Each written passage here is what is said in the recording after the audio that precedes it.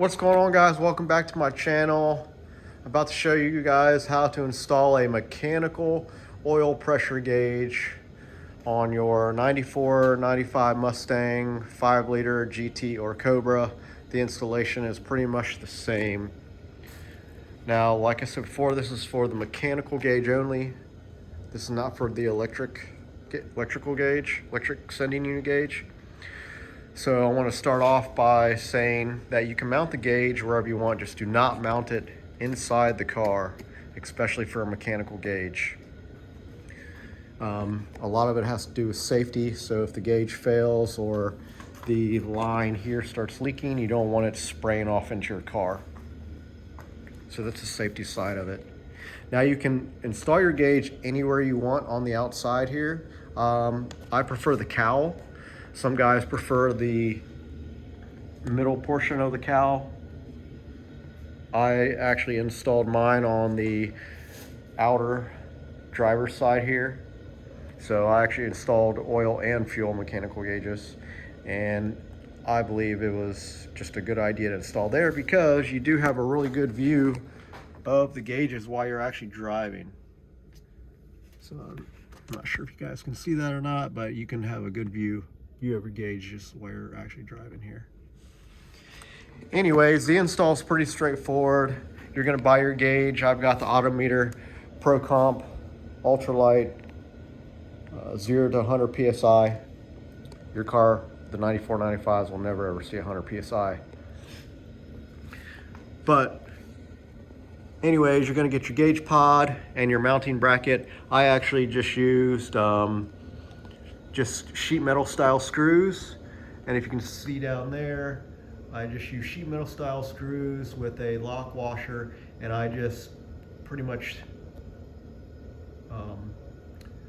ran a drill bit down just enough as if I was threading. So you're gonna have to look up thread sizes if you want to go that route, or you could actually just drill the self-tapping screw. So sorry about that. I did use a self-tapping screw into the plastic here, and the plastic's pretty resilient, pretty stiff, so it hasn't gone anywhere.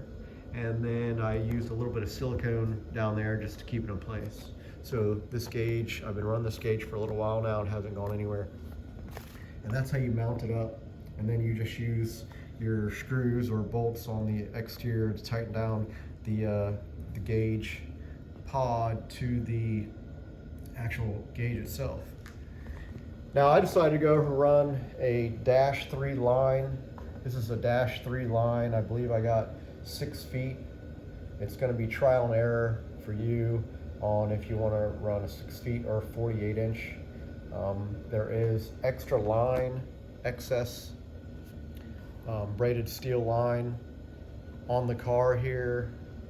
Because I got the 60 inch, which I'm okay with. I'm just going to zip tie it out of the way underneath in the engine bay. But the gauge actually comes with a bunch of different fittings.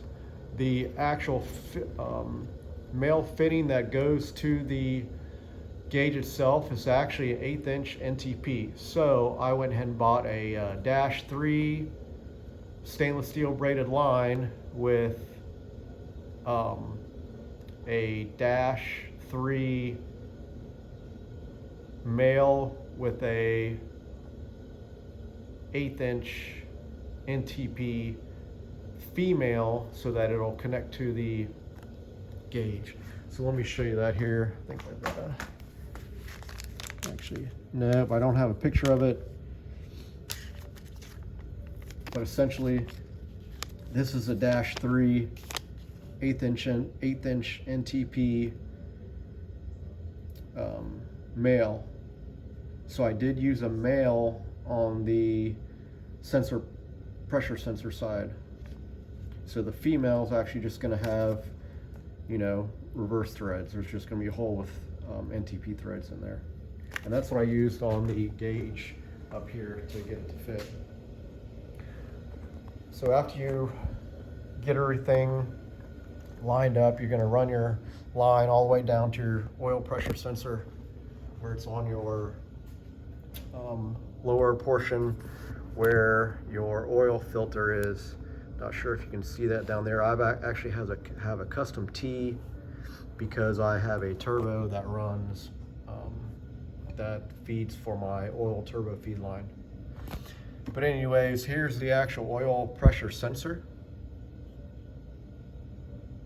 with the electrical trigger wire right here for your sensor. And then to remove that, you're going to need a oil pressure sensor socket remover. Now you can find these all over Amazon. I think they just cost like $8 or whatever, but they are specialty made socket for the grooves that are in the actual sensor.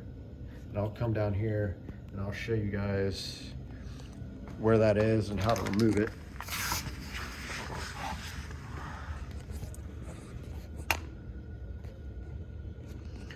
So right up there, I'm going to zoom in. That's your oil pressure sending unit sensor, quarter NPT, sorry, National Pipe Thread. That's where the original sensor goes.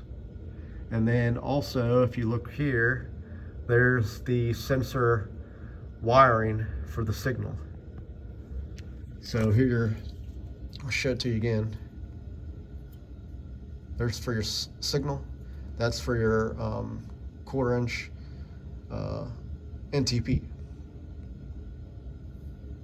NPT, sorry. Keep getting that screwed up.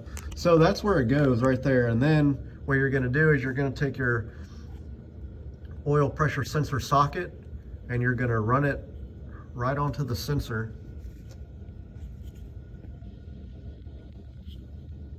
And then you're just gonna unscrew it. It's actually really easy. So after you get the sensor out, you're gonna have to come up with your own brass fittings here. As you can see, I have multiple here for my application since I am turbo.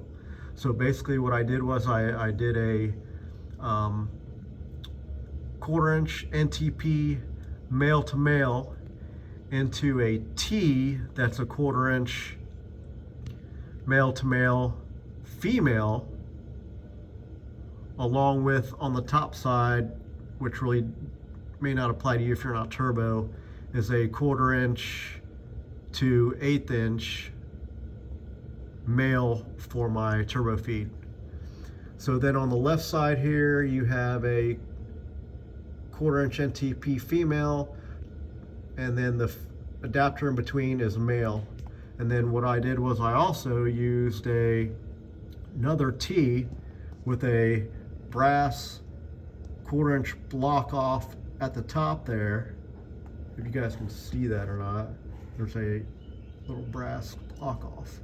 And then there's my line that runs to the oil pressure gauge. So here the T, like I said, is actually 1/4 inch NTP male, or sorry, female. So the black adapter to the 3AN line, -3 line, is actually a -3 male with a 1/4 inch NPT male that will go into the T. And that's essentially it. And then I also ran it down along here.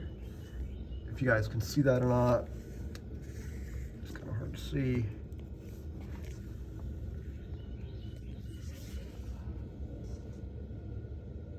So I ran it down along here. Here's the other side, and then it goes all the way up through the side of the frame here. And then since there's a little excess, I'm just going to zip tie them to the certain areas, mainly to the power steering pump, and then a couple of the brake lines over here that I'm going to go ahead and just zip tie them off. But also make sure you clear your alternator down here. You want to make sure that line isn't going to flap and hit your belt or anything. So use your zip ties as you need. And then what I also did was I added some aluminized heat shroud over here so that it prevents any type of high heat getting to the actual stainless braided line. And this stuff is really good. Other than that, guys, that's it. Like I said, you will have to trial and error for your own T fittings if you do or do not have a turbo setup for oil feed. So your setup could be a little different than mine. But at the time, this is what they had at the parts store or Home Depot, I guess, for the brass fittings. Oh, and also I did use PTFE thread paste, high temp thread paste on all the threads, so it will prevent any type of leaks down there. So just a rule of thumb to use that. I did not use plumber's tape. I decided to use the PTFE paste, and that's down here.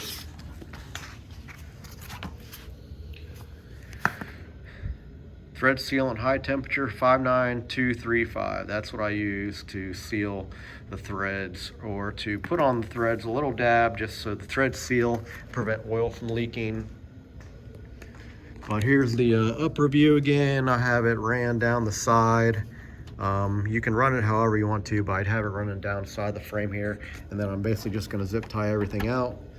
And then also, one thing to note here, I put a little electrical tape so that doesn't scrape the fender. Good little protection. And just to let you know, the hood does indeed close. There is actually a space here between where the actual line is.